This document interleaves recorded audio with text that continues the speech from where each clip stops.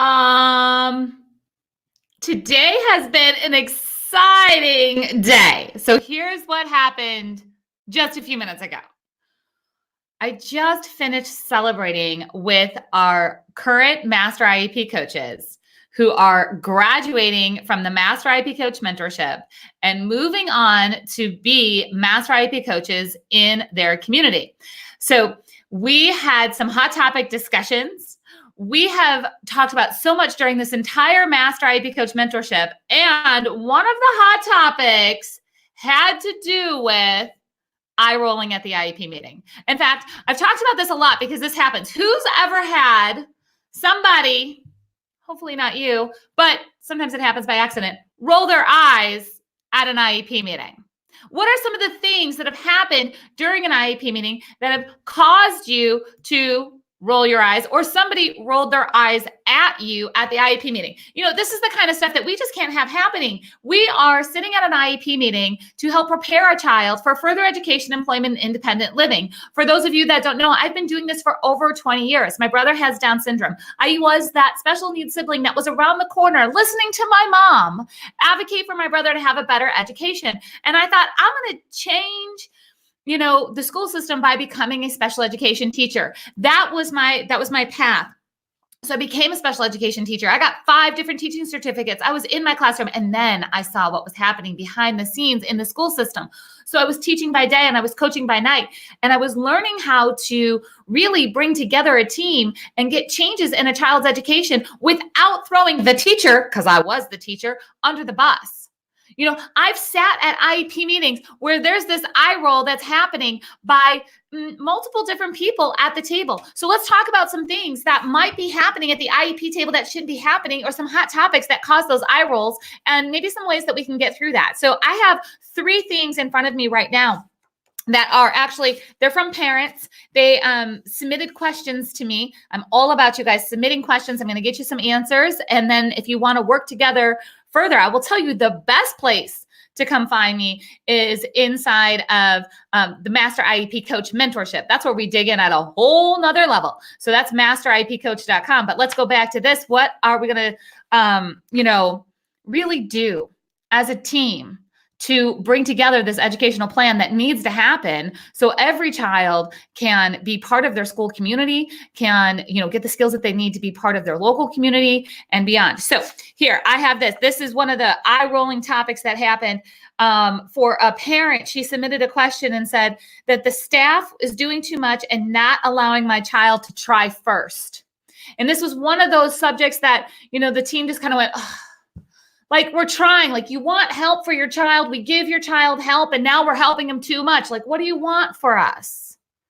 Okay, so what we really want to do in that type of situation is make sure that there's very clear training for the support staff on how to truly support the child in a way that promotes independence. So there's way to track how many prompts are being given, what kind of prompts are being given, how to fade those prompts out, and how to make sure that the child's being prepared for independence. So instead of it having to be a conversation of, oh, we're trying and it's still not good enough, let's come up with a plan on how to make sure that the team is truly trained to support the child to grow their independence, not just to get the work done. Because school is not about just getting the work done. It's about making sure that the child is prepared for further education, employment, and independent living. And that means being able to use their gifts, their talents, their unique skills, their abilities to be as independent as possible. So you have to have a plan. That plan has to be in writing. And yes, that plan can go into the IEP. All right, let's go. Second topic that causes eye rolls at the IEP meeting. This was submitted by another parent. She says that there's been an eye-rolling conversation over, I'm reading her exact question here, on how to help her child actually learn in the gen ed question instead of just sitting in the gen ed room for inclusion. Guys, we have got to get beyond that whole concept that inclusion is a location. That if you take a child and you go, look, they're with typical peers. Now they're in inclusion. No, they're not. They're not being included. They've been physically moved from one environment to the other. That is not inclusion. So inclusion has to create meaningful experiences where the child feels that they're part of the activity or the community in that environment.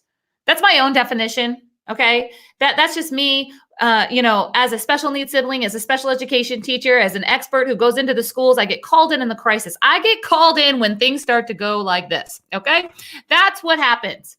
I get called in and they're like, fix it. Parents are mad. Teachers are mad. Nobody knows what to do. Fix it. Okay. This is one of those big things that causes a lot of, we're trying. We moved them into gen ed, but we don't know what to do next. That's the key right there. We don't know what to do next. Again, this goes back to training. What is the real goal of the child being in that environment? Right? What is the real goal of the child who is sitting in the typical classroom? Is it so they can have more social opportunities? Is it because you want them to take in the full lesson? Is it because you want them to be able to follow two-step directions? Is it so they can use their assistive technology to be able to communicate with peers? I don't know what that goal is for your child or for your students who are in general education for that time. I don't know what that goal is, but you have to define it. That's actually something that we can absolutely do inside of the Master IEP Coach Program. Inside of the Master IEP Coach Program, we talk about how to design inclusion that it freaking works, okay? That there's no wasted time of like, oh, look, here's kind of the little on fire today, okay? We don't want inclusion out of pity. And we don't want inclusion because we should do it. We want inclusion because it needs to be meaningful. Because you know what? Those students who are all learning, something that may or may not be important for their future, because let's just put it out there. Not every lesson in every classroom is exactly what you need for the future, okay? So, but this community that's sitting in that classroom, they're the ones that are going to be, the supporters and the acceptors of every child in their community and every adult, all their peers in the future. Kids grow up to become adults, guys, right? So if we start excluding now, then that becomes the norm. The norm is we learn over here, they learn over there. We work over here, they work over there. What if we figured out how to put it all together? But again, to do that, you have to be able to prioritize what the purpose of inclusion is. Because again, that's very, very different. The purpose of inclusion is not always so a child can learn exactly what the other children are learning.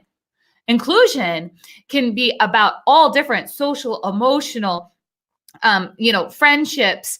It can be about the academics. It can be about, modifying activities. It can be about communication. So many different things that we can tackle in there. All right, I got one more. Ready? Last one for eye rolling. Let me find the last one here. Oh, hang on. I kind of covered two questions in one. All right. Here's the eye roll. Who's felt this one before? And you know what? This isn't just parents who feel this way. Let me just call it out right now. How do you get an IEP read and followed by a team? How do you get an IEP read and followed by a team? Who has ever went, and rolled their eyes because they're like, well, we wrote the document, but it's not being followed, right? Who's ever felt that way? Well, it's not just parents who feel that way. Teachers take time to write IEPs, but they're not the only teachers who are, taking care of a child during the day. There are librarians, there are lunch support staff, there are general education teachers, there's art teachers, music teachers, gym teachers. There's all different teachers that are impacting a child's day. And if they are not aware of what is supposed to be happening, especially in accommodations, modifications, and supports, if they are not aware, a child is set up for failure. Again, this comes to accountability where you can actually have a plan. Okay, here's a tip. This is something that I love to tell my master IEP coaches, okay? You can put a plan in the IEP of what's going to happen after the plan with a timeline. In other words, let's just say the child needs some modifications to their art class. My question as your master IEP coach right now is, who's going to tell the art teacher? And when are they going to tell them? And how are they going to tell them?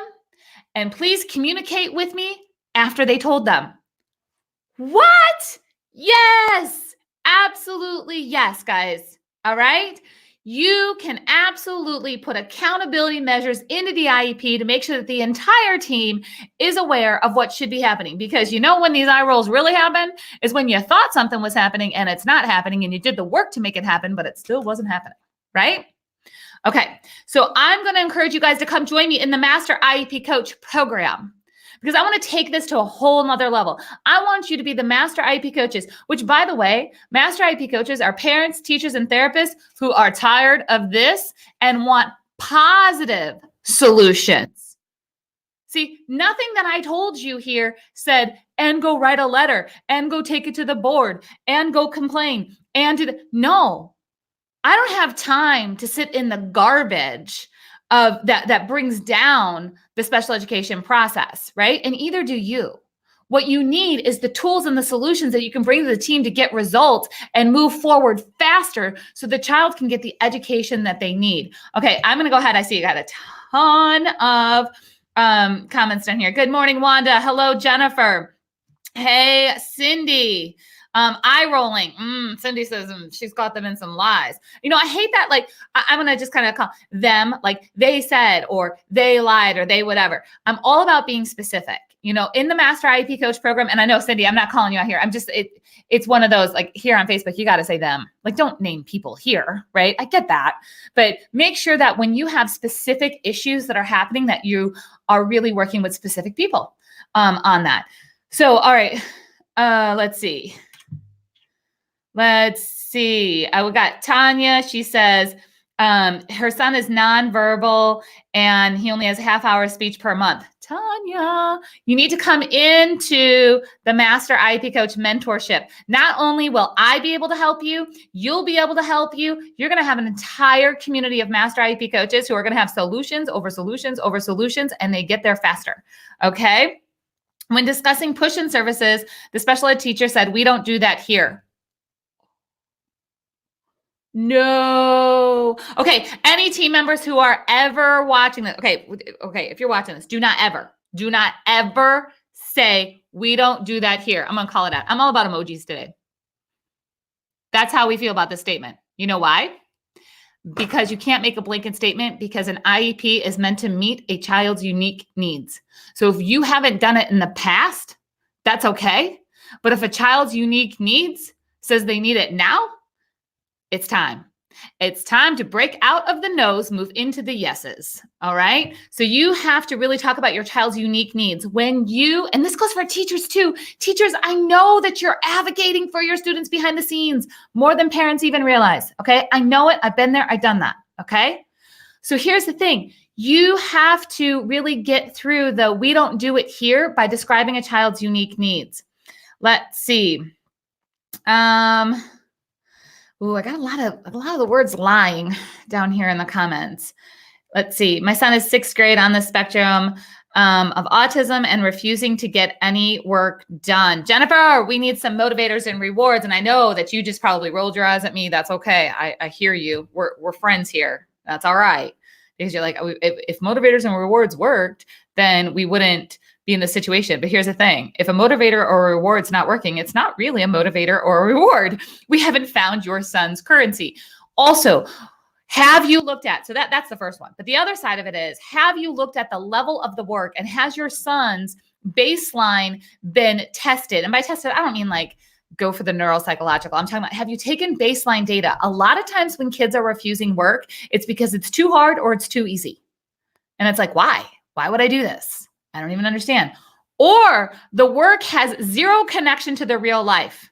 Who has ever learned something in school and you're like, why am I learning this? I am never going to use it. And you were right. It had no connection to you and you didn't use it. Sometimes though, we've been in school and we learn something and we're like, why am I even learning this? I'm never going to use it. And you do. Like, thank goodness the teacher taught it to you or your parents taught it to you. Okay.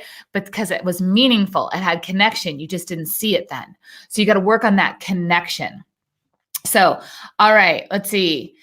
Aaron said they tried to have us sign a prior written notice that did not contain a recommendation that the entire team agreed to because they didn't know how long it would take for the school board to approve a contract. All the political stuff, right? I'm going to ask you to come into the Master IEP Coach mentorship. Aaron, if you have not already joined us inside of a mentorship, come on in so we can tackle things like that, because we can't let the politics of what's going on with contracts and school boards and all of the stuff that happens impact the true purpose of an IEP, which is to prepare a child for further education, employment, independent living. On that note, we have covered 3 hot topics plus more. We want to go ahead and stop that eye rolling at the IEP. I want to help you do that through the Master IEP Coach program. So come on in, because our last Master IEP Coach mentorship of this school year is happening in February.